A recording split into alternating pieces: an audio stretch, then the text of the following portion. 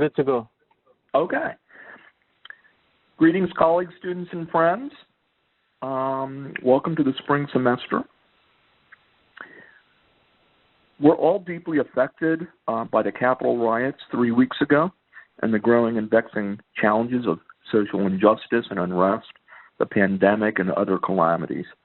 The riots that unfolded at the Capitol were heartbreaking as hatred, prejudice, and entitlement were in full display. We continue our quest for justice, equity, and respect for all of our nations and world's citizens. Please join me in a moment of silence for those who lost their lives and were injured at the Capitol on January 6th, all the victims of hatred and injustice, and all who are suffering loss and sickness during the pandemic.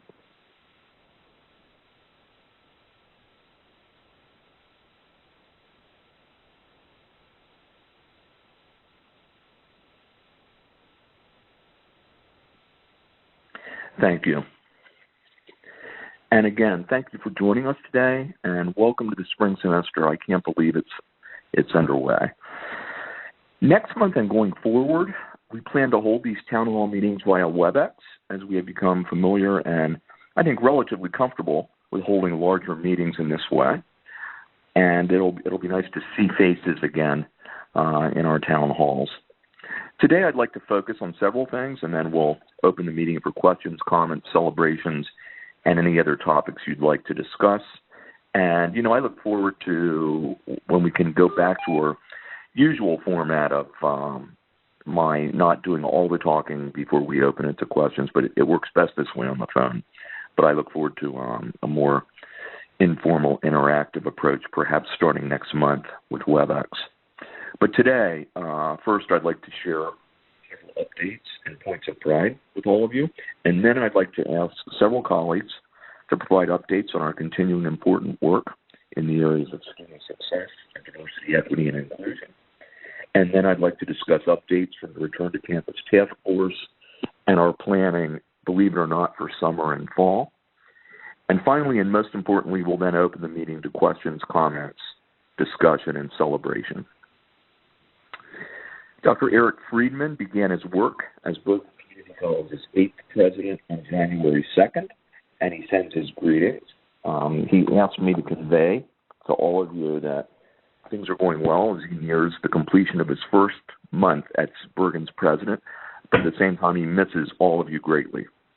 Eric looks forward to exploring how HCCC and BCC can serve our communities through the shared grant we have that funds innovative apprenticeship programs and other future partnerships. At their January 19th meeting, the Board of Trustees approved the restructuring plan to address our approach to leadership and support for Eric's previous responsibilities. We've discussed this plan in many venues, and I thank all who have provided input. I especially thank all of our colleagues who've agreed to step up to new and expanded responsibilities in service to our college mission as a result of our decision not to fill Eric's former position. I'm delighted that we're able to use some salary savings from the former executive vice president and provost position to promote several of these colleagues in recognition of their expanded responsibilities, while at the same time saving the college a net of about $106,000 through the elimination of the executive vice president and provost position. This savings is particularly important at this time of continuing financial challenge for the college and our community. Let me again emphasize that these restructuring changes are focused on addressing the impact of Eric Friedman's departure. With the guidance and support of Evergreen Consultants, we are now beginning our college-wide review of all employee position descriptions and development of recommendations for creating a new employment classification system going forward. Beginning with open forum sessions in February, we expect that work to continue for the next 6 months. As part of the restructuring, and I know I'm repeating what some of you have heard, and I apologize for that. I just want to make sure everyone hears some important pieces. This is certainly important. We're creating a new Vice President for Diversity, Equity, and Inclusion office and position, as requested recently by the President's Advisory Council on Diversity, Equity, and Inclusion, which we know as PACT-A. The Vice President will report to the Cabinet, will report to me and serve on the Cabinet, and will lead and support the DEI strategic plan and annual action plans, and oversee and support the Office of Accessibility Services and Department of Cultural Affairs. The Vice President for DEI will also serve as our college-wide Title IX coordinator and support the activities and continuing growth of PAC Day. Soon, I hope within the next week or so, we will begin to conduct an internal college-wide search and plan to appoint a member of our college community to this important new leadership position. A screening committee is currently being formed, and you will hear more on this soon, and we look forward to interviewing colleagues who have an interest in this very important leadership role as the college continues to grow and develop. As I reported at College Service Day, the New Jersey Senate recently approved permanent funding for the Community College Opportunity Grant, or CCOG program. The New Jersey Assembly had already passed the inclusion of this program into statute late last year, and the legislation is now at Governor Murphy's desk. We're confident the governor will sign the legislation into law soon, and in fact, plans are being made for the governor to actually be at HCCC on February 25th at 10 a.m., and I believe it's to announce his support for CCOG. So more to come on that. CCOG currently benefits more than 1,300 HCCC students annually, with collective funding to students of over $3 million. This places our college first among all New Jersey community colleges in the delivery of this funding support. And the awarding of CCOG funding continues to grow at HCCC. Even as our enrollment has declined this year, it continues to grow. The memorialization of CCOG funding will be transformational for our future students and will support our sector's collective goal of increasing the proportion of New Jerseyans holding a post-secondary credential over time. And as I did in a previous meeting, I want to do a shout out to Sylvia Mendoza and her entire team. They have led and supported the CCOG program here and the allocation of funding to students beautifully, as they do everything. So thank you, Sylvia and team. Recently, we were delighted to announce a transformational grant of $850,000 from the J.P. Morgan Chase Foundation. This is getting quite a bit of press, which is really wonderful, as it should. The grant's going to fund a program developed in partnership with J.P. Morgan Chase to address the challenges of the economic crisis brought about in large measure by the COVID-19 pandemic. The project is entitled Gateway to Innovation, and it aligns beautifully with our college's student success and Hudson Helps initiatives. I thank Associate Vice President for Workforce and Continuing Education, Lori Margolin, and her entire team, and Vice President for External Affairs and Senior Counsel to the President, Dr. Nicholas Chevroletti, for their specific leadership in building this transformational project and partnership. And as both of them frequently say, it truly takes a village. This involves the work of many people across our college. And I referred to Hudson Helps since it's aligned with that. I am delighted to share that the new Hudson Helps Resource Center is scheduled to open in February. It's located on the third floor of 76th Avenue, and the center will occupy space vacated by the Offices of Student Life and Leadership and Student Services when they relocated to the new Student Center at 81 6th Avenue. The newly created Hudson Helps Resource Center will house space for community partners, a career closet, case management and graduate interns from NYU and Rutgers, and space for various health-related screenings and care offered at no cost to our students. In an effort to continue to offer healthy food options, our food pantries at the North Hudson and Journal Square campuses now have commercial-grade refrigerators and freezers. This will significantly increase food options at the pantries for any students, faculty, and staff in need. These will include frozen meats and vegetables, along with fresh fruits, vegetables, dairy, and other refrigerated and frozen food options. The food pantry's operating hours are currently Mondays, Wednesdays, and Fridays from 11 a.m. until 5 p.m. Please watch for more information in the coming weeks on an upcoming soft grand opening of the Hudson Helps Resource Center. And all of these services are possible thanks to a large team of leaders and volunteers.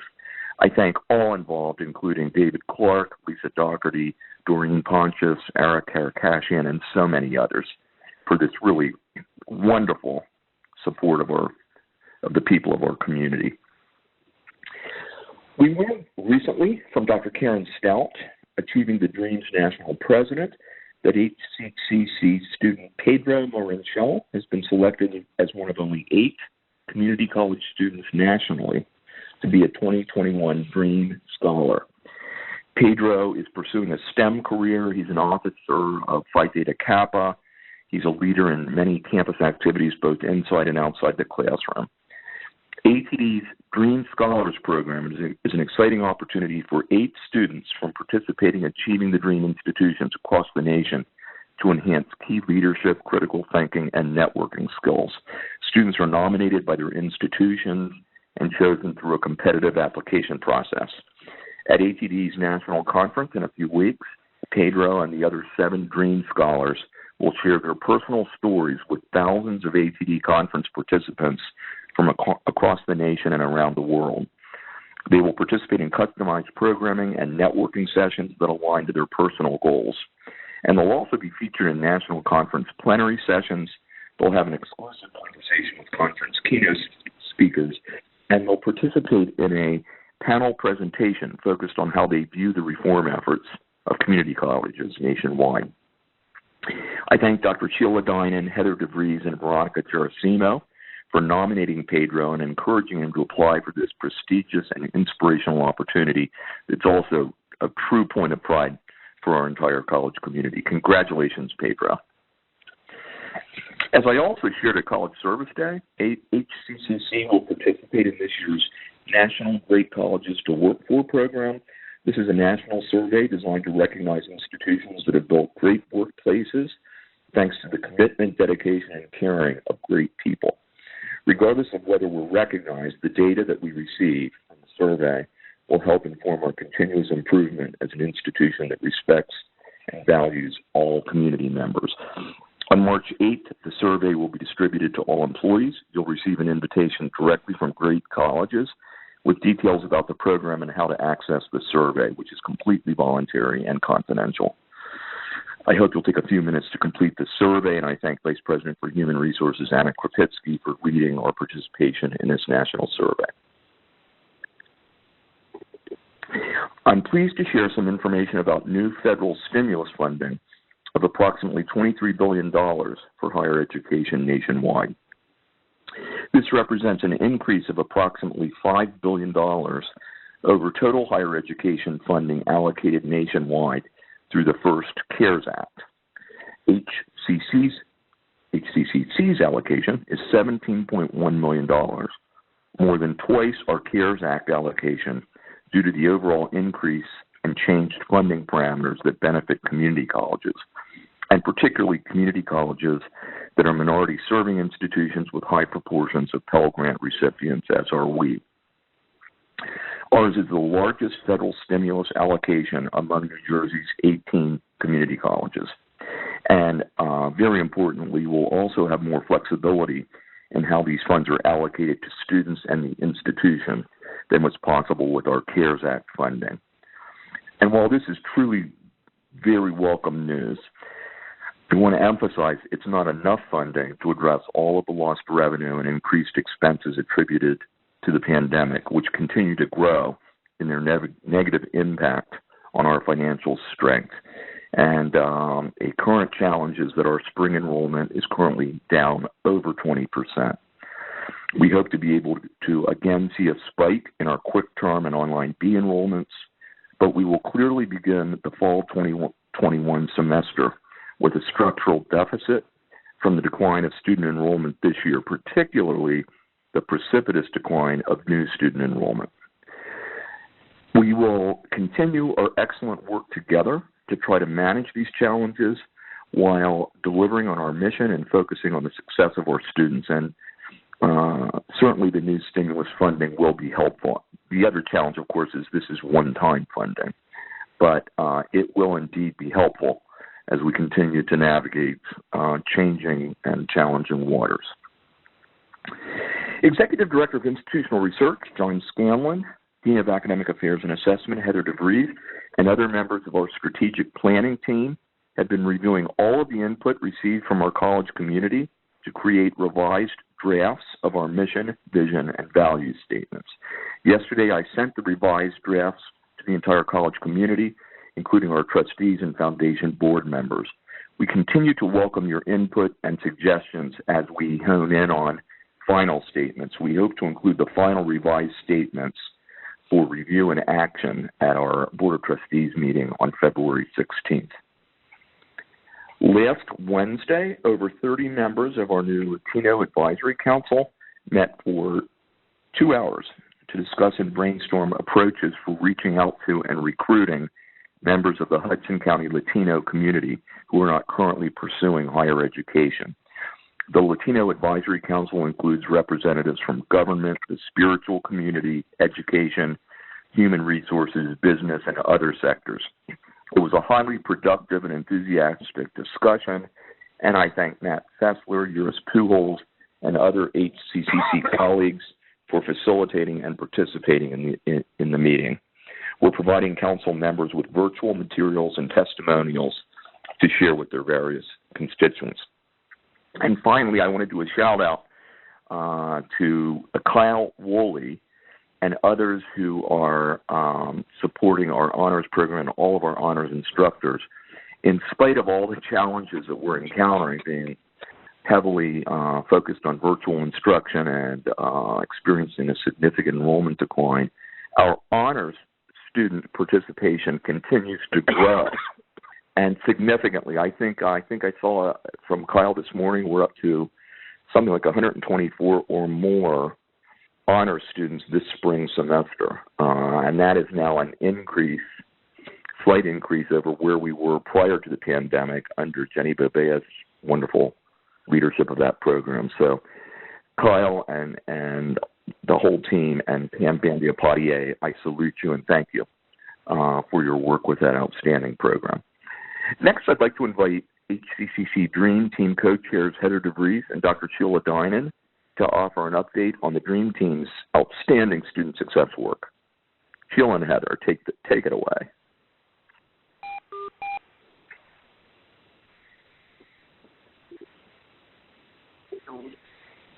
Thank you. I believe Sheila is going to start us off. Sheila, are you there?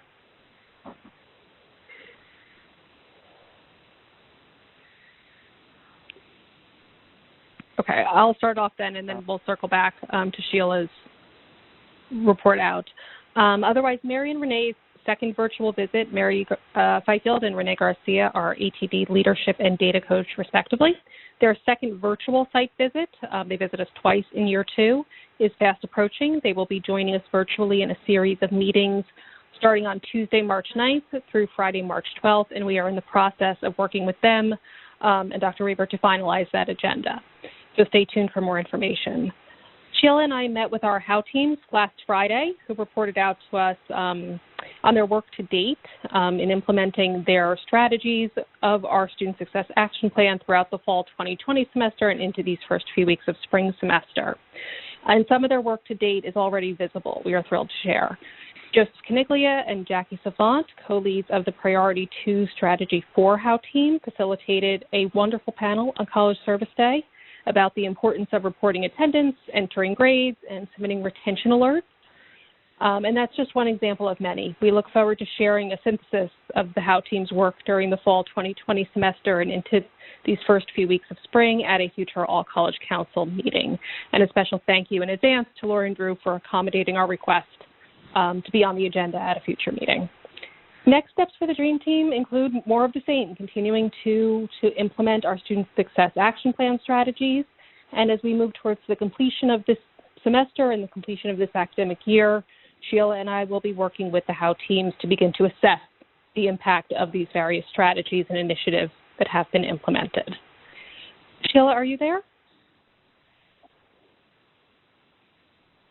I don't see her on the... I'm not sure if she's dialing from different number. Oh, maybe. Then Dr. Reber already covered just our congratulations to Pedro Morenchel, selected as one of 8 students nationally. We're so excited for him and excited to see his I Am From poem, kind of the signature, that and a panel at the end of the signature events for the Dream Scholars. I understand that Pedro has been working closely with Pedro to make sure he is prepared and has everything in order in preparation for the conference. I understand that earlier this week there was the first Zoom meeting orientation, and he started to receive some guidance on developing this I Am From poem. Last year's I Am From poems from the 2020 Dream Scholars are available on the Achieving the Dream website for viewing. If anyone wants to get a sense, anyone who hasn't been to the conference wants to get a sense of how powerful those are. They're amazing. And I believe Pedro has another Dream Scholar orientation or session next week. Otherwise, the Dream Team is getting ready to attend Dream 2021, which will be held virtually. And we are pleased to report that, including Pedro, we have 5 students attending, which is awesome. That is all Sheila and I have for Achieving the Dream. I will turn it back over to you, Dr. Reber. Thank you. Thanks so much, Heather. And, you know, a question for you. I'm so inspired by really, really wonderful work being done across the college, and in particular, the work of the HAL teams. You know, I have had the pleasure of sitting in on several report outs from each HAL team, and these teams are involving a real rich cross-section of students, faculty, and staff. They're doing very focused work and work around really important priorities. And you know, I think in any high-performing institution, there is always a challenge of making everyone aware of and communicating all of this work. You know, I was in some conversations recently where I was talking a bit about this and hearing, geez, we don't think there are a lot of people that aren't aware of what the HAL teams are doing. Heather, can you speak to this at all in terms of how we can convey more specific information about the work they are doing, perhaps where it might be on the website or anything else you might want to add? We can absolutely explore that. I think, you know, Sheila and I were really excited to see everything come together and hear more. You know, we get snippets at our twice-monthly Dream Team meetings, but to see everything discussed as an aggregate, and now I think we do have the information to start communicating more regularly. And we'll talk with the Dream Team about preferable media for doing so, whether it's a daily email, whether it's an infographic. Perfect. Makes sense. And then we will also have the All-College Council kind of extended report out for a high-level review of everything our HAL teams have accomplished to date. And maybe hopefully also some continuing report outs through the website. Okay, great. But the work is great. We've got, I think we calculated over 100 students, faculty, and staff working on our various priorities. So kudos to all and many thanks. Thank you. Okay. And the more the merrier. If anyone wants to get involved, the more hands and brains, the better. You bet. Next, I'm delighted to... Yeah, go ahead. Sheila is here now, so I don't know if she... Oh, Sheila? Is there anything? Yes. Go ahead. No, I must have hit the wrong button because I'm sitting in the office right now on the speakerphone, but I do apologize. I believe Heather and I already spoke this morning, so I'm sure she presented all of the student components that I was going to add to it. So thank you, Heather, for covering. Okay, and thank you both for your leadership. Okay. Next, I'm delighted to call on Eurus Pujols and Lalisa Williams to offer an update on the outstanding continuing work of our President's Advisory Council on Diversity, Equity, and Inclusion. Lalisa and Eurus. Hi. I'd like to begin by thanking you, Dr. Reber. This is Lalisa Williams, and I'd like to thank you for inviting us to be able to present on updates for the President's Advisory Council on Diversity, Equity, and Inclusion, referred to as PAC Day. We're going to share some of the great work that's being done by so many people for the entire college community and for our external community as well. So good afternoon, everyone. We hope that you are all having an awesome start to a new spring 2021 semester. So today we just have a brief update for you. I will do the first part, and my partner, co-chair Yours Pujols, will do the rest. Well, we wrapped up the year with a post-election discussion and the first Want to Talk About It program. That's the series that is conducted by Amala Ogborn. It was themed around the riots that took place on Washington, D.C. on January the 6th. We are also very happy and proud to report that 922 people participated in the Anne Frank exhibit that Cultural Affairs hosted last year. Also, College Service Day provided us with yet another opportunity to learn about diversity and inclusion best practices. We had a special workshop on that day conducted by Dr. Valerie Dudley. She's the director of the Multicultural Education and Training and Institutional Diversity, Equity, Advocacy, and Leadership at Temple University. Her topic was how to make teaching more inclusive. During her session, she discussed various ways to promote inclusivity in the classroom. Their participants were able to reflect on their own lived experiences. They were able to gain more knowledge about how to use inclusive language in various forms, how to know why inclusive language is important, and to be able to explore various words and talk about gender and images and microaggressions and race, religion, and many, many other important topics that deal with the intent of using inclusive language. Dr. Dudley's presentation was so important that it was intentionally the only one happening at that particular session. We want to be able to thank Drs. Paula Roberson and Dr. Jones, Dr. Darrell Jones, for inviting Dr. Dudley to participate. And anyone who is interested in getting a copy of the presentation can let us know. They can contact Dr. Paula Roberson directly, or they can contact me. Now, you won't be able to hear it because it was not recorded, because they wanted people to be able to talk openly and very candid. Also, earlier this week, we held the second session of our series, The Barbershop, and the topic was Toxic Masculinity, and it was led by Dr. Christopher Conzen. Also, the subcommittees, they are working on the action plan. You're helping us work on the action plan to finalize the initiatives and the action items. Yours and I will be working on those to bring a version of it to the whole PAC Day committee, and then going for next steps. More to come on that. And with that, I would now like to turn it over to my partner, PAC Day co-chair, Yours Pujols, for more updates. Yours, take it away. Thank you, Elisa, and thank you, Dr. River, for the opportunity to speak today. Good afternoon, everyone. As Elisa mentioned, how we ended 2020 and how we started 2021, I'm now happy to share some of the projects that are coming down the pipes in this year. First of all, we finalized PAC Day's meeting dates for the spring and summer semesters, and we look forward to another exceptional year. Clearly, the revision and completion of our action plan is one of our most pressing matters at hand. We look forward to sharing more information and enlisting community input in the coming weeks. Veronica Gerosimo, her team, and other PAC Day members have put together a strong lineup of programs and events that will help us learn from, highlight, and celebrate Black History Month. Also, Veronica, Michelle Vitale from Cultural Affairs, Professor Dorothy Anderson, and many others will be hosting Tamika Palmer at the college. As many of you may know, she's Breonna Taylor's mom. This program will include poetry, storytelling, and will be placed in historical perspective. This program is scheduled for February 18th and will be open to the college and external community. Ms. Palmer is this year's first speaker from our Legacy Speaker Series. I just want to encourage everyone to do all you can to attend.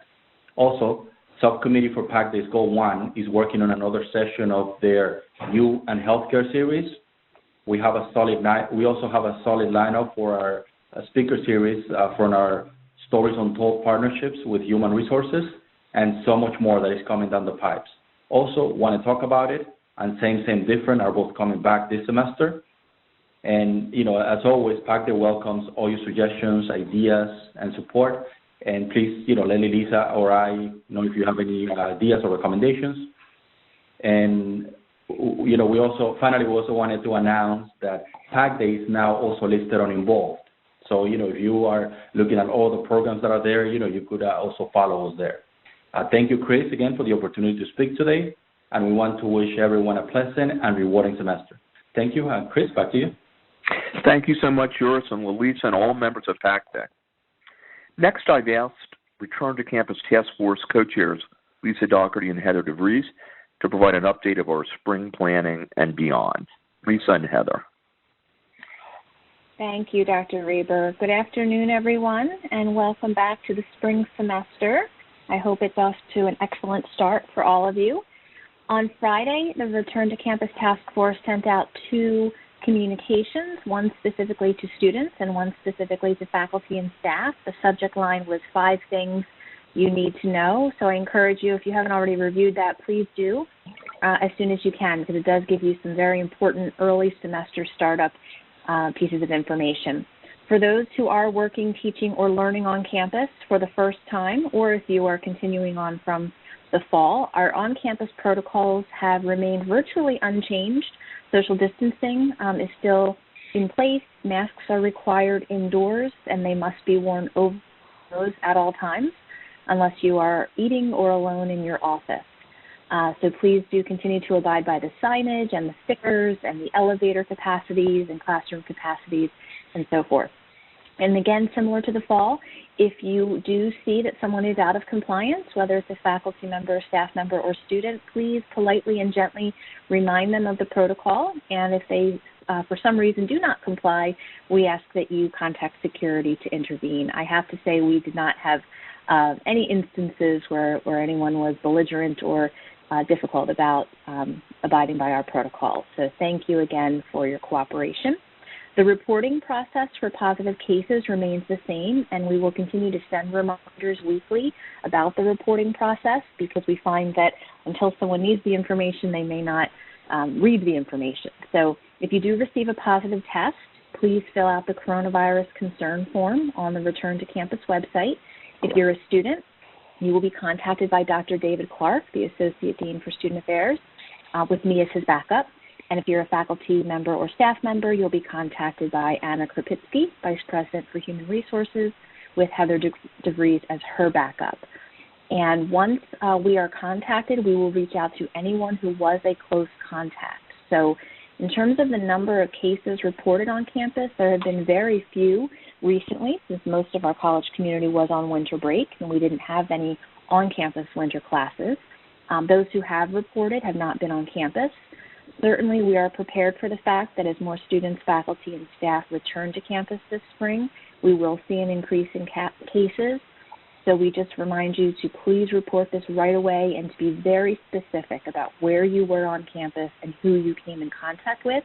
This will make it much easier for Dr. Clark and Anna and others to reach out to close contacts. And we will contact anyone who was considered a close contact, which again is 15 minutes, within 6 feet for more than 15 minutes in a 24-hour period. So if you are not contacted, no news is good news. And we will make sure that we act very quickly when we get those cases. And we do continue to follow CDC guidelines in terms of quarantining and other protocols. Some other general reminders, HR is holding several return to campus orientations for students, faculty, and staff. They are in your email, and we encourage you to join them if this is your first time back on campus, or just as a reminder if you were on campus in the fall. Students without access to technology or Wi-Fi should submit a coronavirus concern form, and they will be contacted to pick up a Chromebook or a hotspot at one of our food pantries. We've been receiving a lot of requests, and we are reaching out to students very quickly so that they can pick up the equipment at one of our food pantries. Outside of each classroom that's in use this spring, you will see the classroom schedule, and in teal are the times that the room is being utilized so that Maverick knows in between to do their cleaning. So cleaning has certainly been increased this spring because of the increased number of classrooms being utilized. And we also have supplies inside of each room if you wish to wipe down surfaces yourself. And there's a number to contact on the sign if there is an issue with the cleanliness of the classroom. Over the holiday break, deep cleaning was completed all over the campus, so you may notice those signs hanging up in your area letting you know that deep cleaning was done, and then, of course, the regular cleaning protocols continue. So as always, if you have any questions or concerns, you can email return@hccc.edu. You can also submit a coronavirus concern form, and the appropriate person will respond to you in a timely manner. So with that, I will turn it over to my wonderful co-chair, Heather DeVries, to talk with you a little bit about vaccines. Thank you, Lisa.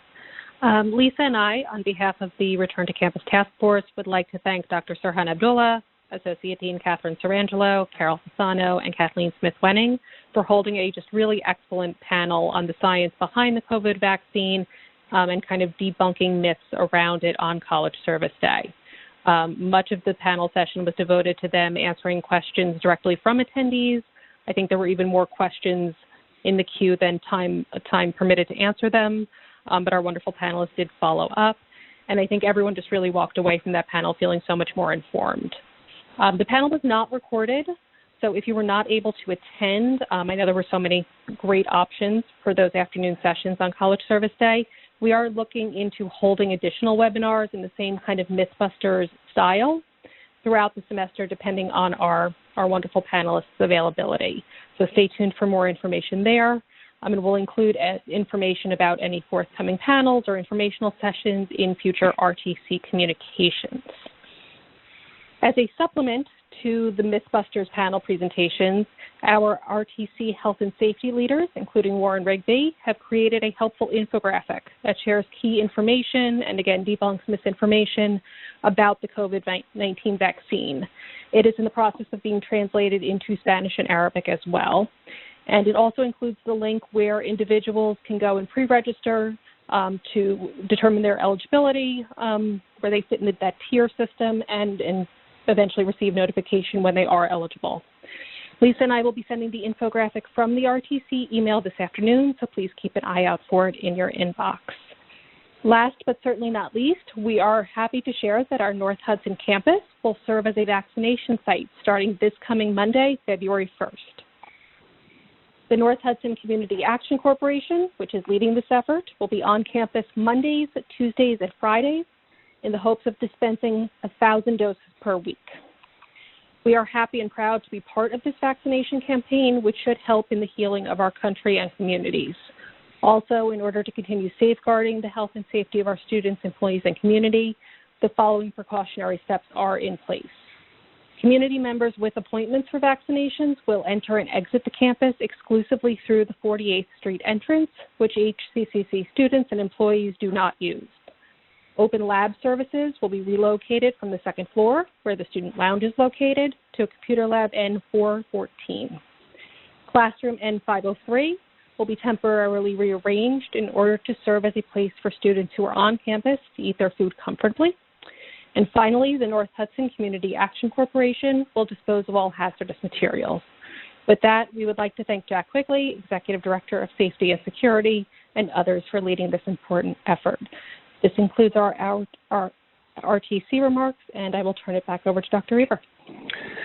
Thank you so much, Heather and Lisa, and all members of the RTC Task Force. You have done such really outstanding work to keep our entire community safe and informed. And let me just reiterate that our priorities continue to be and always will be safety and the success of our students. Kudos to all who are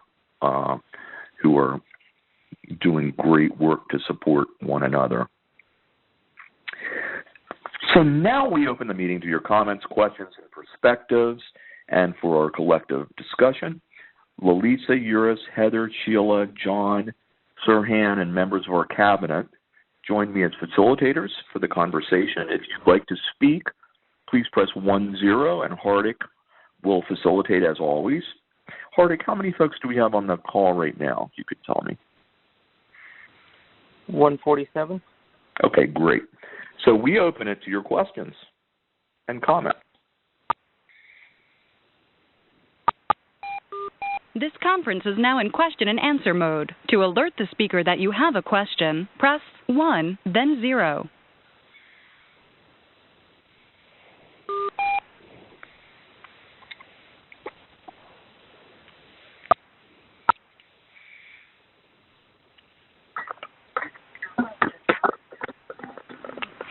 Fuck. Hello? Oh, hi. I have a question. All right, I'm very interested. Well, first things off, if I feel a little tough, it's because I have mental health issues, and I'm much more open to it, at least speaking to you guys, because, it looks like there's an outlet here for me to at least succeed, despite, being, I guess, handicapped by some nature. Anyhow, I found that, I didn't pick up on everything that was said, but I picked up on certain things, I'm a caretaker. I take care of a demented old lady. I'm not sure if that's, part of why I'm off mentally, but anyhow, that's another story for another day. I'm wondering, where could I, find sort of just structure, a counselor, or find the right circle of people to sort of succeed, because I want to get it right. I don't want to, sort of repeat myself. And, I'm having I'm learning to have faith again, I guess you could say. Not religious. Faith, you can hear me, right? We're having a little bit of difficulty. You're kind of breaking up. Okay. I'm sorry. If I could chime in, this is Lisa Doherty. It sounds like you need to get in touch with our counseling and wellness group. So what I can recommend is if you can send an email to me, if you can email studentaffairs@hccc.edu, I'll make sure you get in touch immediately with someone who can give you some information. Would that be helpful? Student Affairs? Yep, studentaffairs@hccc.edu. Okay, Student Affairs at HCCC. Okay, I'll send them an email. I'm sorry, I'm trying to multitask. Understood. That's okay. Yeah. Understood. Yeah, definitely email me today, and I'll get you right in touch with them. I just need your name and your ID number. And that's part of the problem as well, because, I have trouble with time management, and, way too much. I'm going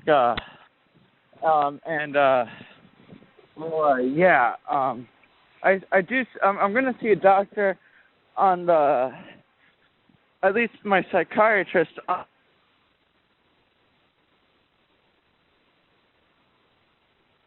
Hello? I think we lost you. So if I could just ask you to email me, I will make sure that we put you in touch with the right services. Yeah, he just disconnected. I don't know how. Thank you, Lisa, and if gentleman's still there, we wish you all the best. Let us know how we can help.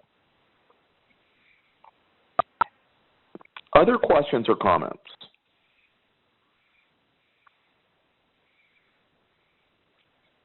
Hi, this is Muhammad Imam. First of all, hello. Hello, can you hear me? Yes. Mm-hmm. Okay. This is Professor Imam, and thank you for the kind and innovative leadership at the college level, as well as the diligent and professional association leadership. I have to make actually 2 suggestions, if that can be implemented, and 2 pilot project which I was running. And I may need maybe 2-3 minutes. Is that okay, or I should not take further? That's fine. Okay. So the point number 1, recruitment of the students is, of course, a challenge. One of the challenge is what I was doing is I am member with one of the Indian association group which is very active. And in the recent meeting, we interacted with one of the chief minister from India, which is roughly equivalent to the governor over here. Mm-hmm. And I was broaching, and if I am guilty, my apology. I did not mention the name of the institution, but I was exploring the possibility that is it possible that they help us recruit some of the students, international students for us. So we can open that channel. I did not go anything beyond that, and they were very receptive. Great. So we should really think something around that line. Outstanding. The second point which I was trying to make is, yes, for the recruitment we go very high tech. We have the social sites and all that, but I was exploring very, very low tech, and that is what I did. And again, I think I should ask for forgiveness beforehand, because I am again guilty of not informing and taking some step. What I did is I went to some 2-3 grocery stores on Newark Avenue, which is Indian grocery store, and I advertised one page that you can get free tuition, contact me. And you know that in the flyer they generally have the hangouts with the phone number. So I put my phone numbers, and I put it only for one day. I was doing the pilot. Within 3-4 hours, 3 of the students actually responded to me. They called me. And 2 of them are already registered. Wow. So what I feel that these are the area, just like in Parkway and all, we definitely have the toll booth on the main road, but if you look on the side, there will be 1 or 2 toll booths, and there will not be much rush in that toll booth. So I was trying to apply that logic here to go to low tech rather than very high tech. Well, Professor Imam, thank you for both of those sets of comments. If I might, I'd like to ask Lisa or others if you can comment on how we're promoting CCOG and maybe on what Professor Imam just said. Absolutely. Before I'm that comment, Lisa, I'm sorry, I don't want to interrupt, but I don't want to interrupt my thought process. And I'm sorry, I thought you were finished. No, I'm not. That's okay. Sorry about that. I need 2-3 minutes. No worries. Okay. Thanks for your time. One thing which I have seen in the recent past, all the big, not institution, but the industry, J.P. Morgan Chase, Citibank, Bank of America, Wells Fargo, and particularly the banks, what they have started now is a role called thought leader. They are not basically responsible for anything except that bring some idea to the table, and the business process and all that, how that can be mobilized. So I think that we should have a role at whatever level as a thought leader, and the main job will be innovative thinking process and low-tech ideas like one of that which I mentioned. Let me add one more here. It will also not be out of place that in our STEM building and in all the buildings where the students interact, we don't know who can come up with great and very innovative idea. So is it possible that we post a box-like thing where the students can communicate? Again, it is a low-tech. Of course, we have the high-tech, we can go, but the high-tech may work, but this works. Just post the paper in olden days if they have any idea. And I finished now. Lisa, sorry for keeping you waiting. Sorry I interrupted you. Thank you. No. Please go ahead. Lisa? No worries. Yeah, of course.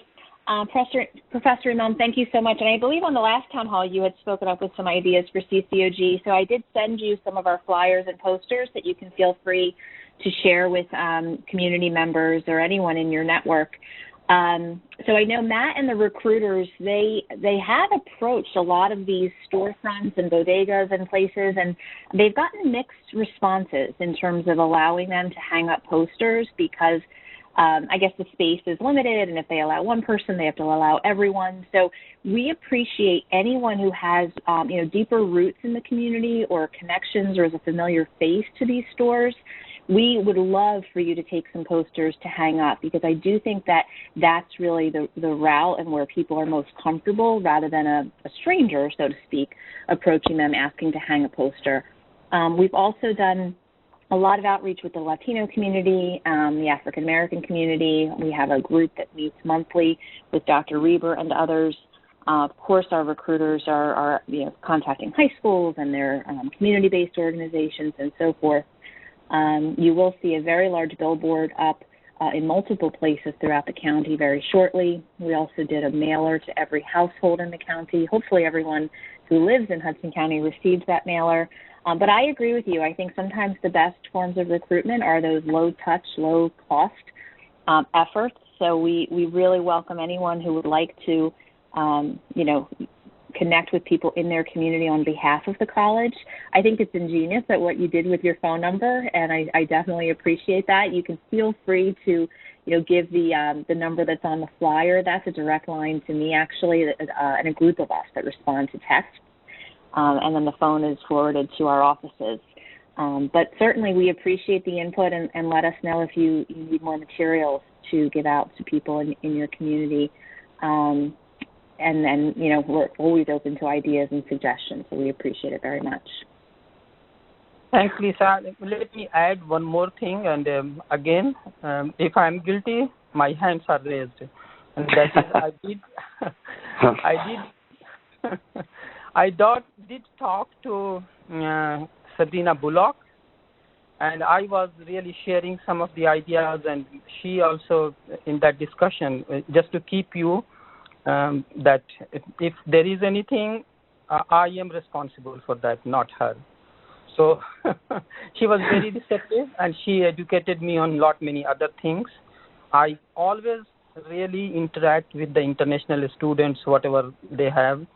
And I have requested her to share. I know some of the phone numbers of the students, but is it okay if I can ask her to get their phone number and get in touch with those students, because we want to encourage them. And I want to make sure that they feel comfortable, they feel at home. And there are certain things, if we have the orientation in that they don't open up. And I don't want to disclose one of the conversation I had with one of the students, but it helped. And actually, when I talked to that student, he felt at home and he felt that, oh, you people care so much for us, we never realized that. So I wanted to really provide that helping hand, if that is okay. And I don't want to cross any line at any point of time. You're not. It's more than okay. This is exactly what we want to do. And let me comment. I'm glad you reached out to Sabrina. We, as a college, are very interested in growing our outreach to international students. I meet at the orientations for our international students. We currently have something like 30 students, but we don't, as I'm sure you know, we have not, as an institution, really been proactive about making international students aware of the opportunities here. And yet, as a community college right next to Manhattan and maybe the most dynamic urban economy in the world, we're an attractive location. Our current international students tell us this is a really great opportunity for them to come here, do their first 2 years at a significantly reduced tuition, since they pay so much more as international students, and then transfer on to 4-year and graduate institutions in an area they want to be. So I think, we began to start to work on developing specific approaches to outreach. I had an opportunity to go to China with some colleagues at NJCU a year and a half ago. And then, with the restrictions that were mounting in the last administration on international students and travel, and then with the onset of the pandemic, this all sort of got put on hold. I think now, as hopefully we begin to reach a new normal and the pandemic eventually subsides, this is an area that really is, a great opportunity for us. So, Professor, I'm so pleased you brought this to our attention. We want to offer more personal outreach and support and networking opportunities for our current international students. And I think we're also very interested in longer term approaching foreign countries and making students aware of the opportunities here, and even also looking at the opportunities for our students to travel abroad. Correct. And Lisa, would you like to comment at all on the idea box? Yeah, I'd like to comment first on the international student recruitment. It's really, your feedback is well received, and anything you can do to help support our international students, we do welcome. Matt Fessler has been piloting a free trial with an organization that provides us with prospective international students around the world. So we're in the middle of that free trial right now. And if it goes well, and again, it's a very odd time to be testing something like this, but we couldn't resist because it was free, given some of the political environment. But we are absolutely proactively seeking opportunities to recruit. With the idea box, I'm not sure I exactly understood the suggestion, but is it something like a suggestion box or a place where people can give ideas? I mean, certainly we can come up with something like that, whether it's a virtual one for now or otherwise. But Professor, is that what you were suggesting? Some sort of a quote unquote suggestion box, more so than just need more paper towels? It should be a specifically innovative idea box. It can be in anything. Say, for example, it can be on the basis of the printer. I have 10 printers. Can I reduce that number from 10 to 5? I'm just giving you an example. So it sure. can be anything. I think it's a great idea. Absolutely. So that's what I meant by that. And we don't know. We have so many really very, very talented students. I can tell you one example, and sorry, I don't want to exceed that, but one of the students, you know, and you should be happy to know that, on the COVID-19, we have a dashboard.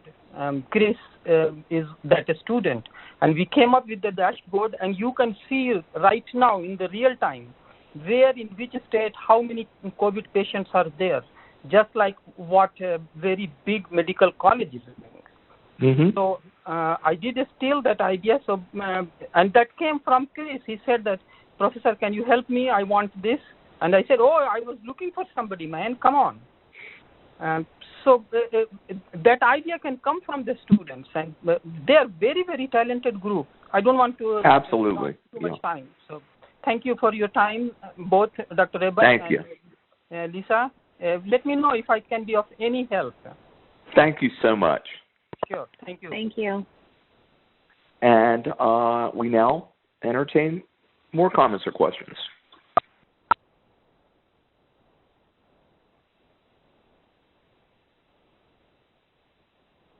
Good afternoon, everyone. This is Royal Maynard. Can you all hear me?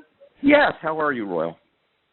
Good afternoon. Good afternoon, Dr. Reber, members of the Cabinet, colleagues, and guests, and also to the awesome scholar as it relates to the Achieve the Dream Award, Pedro.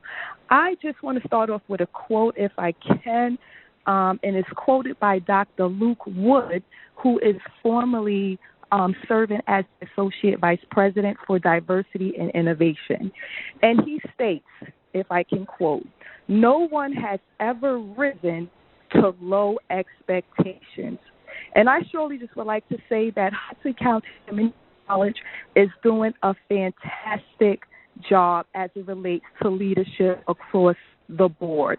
That means leaving no one out, right? And so I just thank each and every one of you that is on this line, even the enrollment and the admission department, as we are yet multitasking, and you may hear some phones behind me, but this has been a great time, even though we are in a pandemic, even though we have experienced some of us in nationally social injustice, economic unrest, and all of the other things that's happening.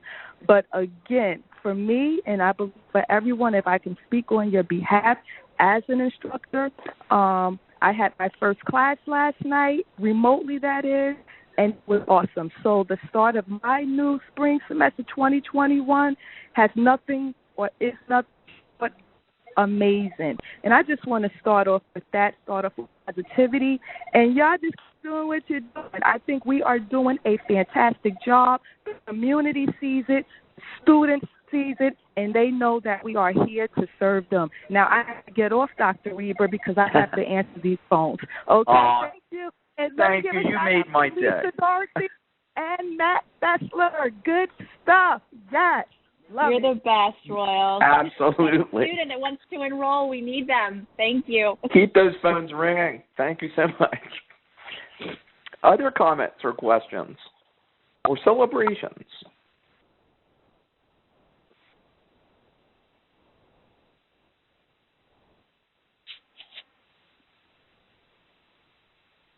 Yes, good afternoon, everybody. Hi. Hi, I'm a student. My name is Julian Otero, and I would like to, working my way up and trying to get an honor student because I've been working hard. How can I join the honor student program? Sure. Who would like to take that? Of those that have the speaking privileges. Daryl, can you speak to that? Sure, Chris. Can you hear me? Yes. Sure.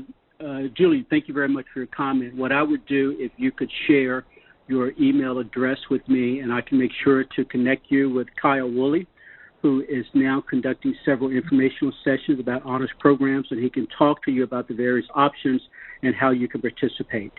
So if you could share your email address with me, I can connect you with Kyle Woolley.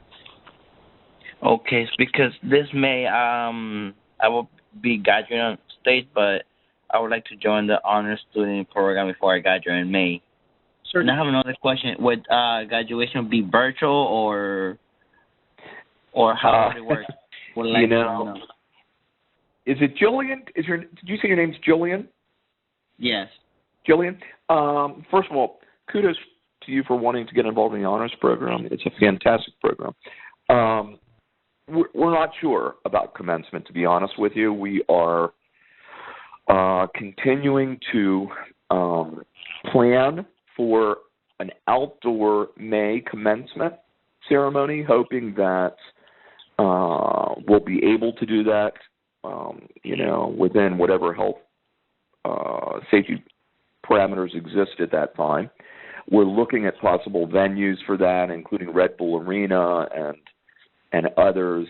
At the same time, we recognize that it may or may not be possible, but we are not leaving out hope. If it is not possible, then we will definitely have a virtual ceremony. The one that was held in December was really quite good for our first attempt at that. It involved an awful lot of students, graduates and their families. This time we would make sure it's even better. And but we're hoping we can be outside in May. Lisa, anything you would want to add to that, or Nicholas? Lisa, one moment, please. Let me give Jill the address. My email. Okay. Jill, let me share with you how you can contact the honors program. It's honors@hccc.edu. That may be quicker. honors@hccc.edu. Oh, okay. Thank you. So I was going to share my email with you. Okay. Sorry.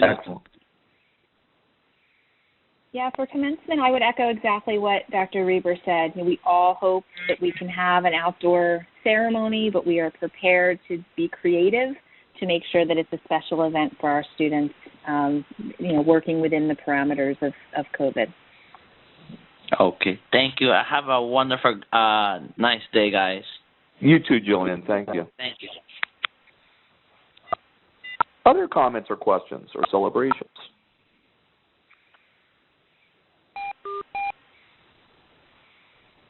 Hello, it's Veronica. Can you hear me? Yeah, hi, Veronica. Hi. Sorry, I'm in the culinary building. I don't know if I sound muffled.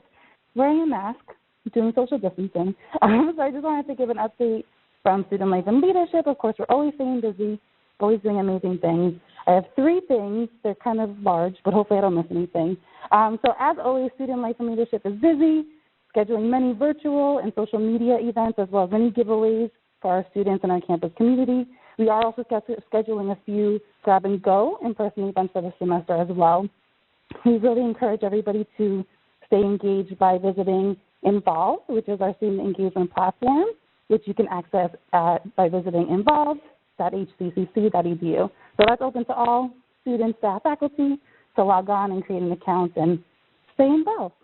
We're also constantly working to engage and develop our student leaders, of course, through our clubs and organizations and our Student Government Association.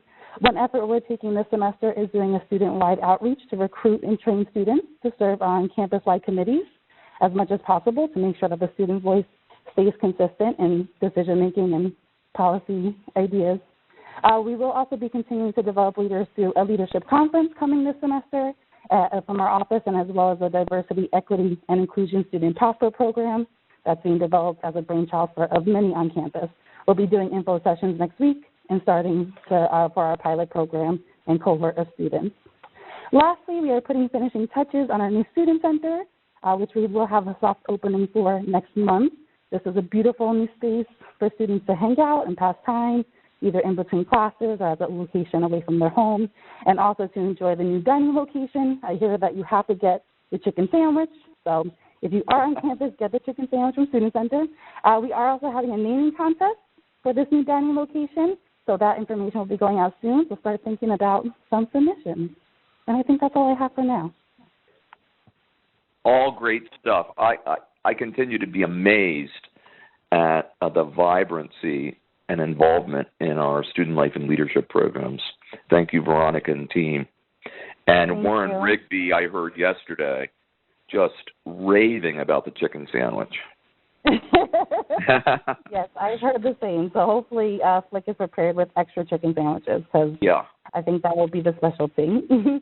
But thank you so much, Dr. Reed. We have amazing students. Shout out again to Pedro. And we all know that Pedro is just one of many amazing student leaders on campus. So we really are excited to continue to give an outlet for them, and we really value the opportunity, and the encouragement on the administration's behalf and on your behalf to make sure that our students are included. So we definitely value and appreciate that. Absolutely. Thank you so much. Thank you. Have a great day, everyone. You too. Any other questions or comments?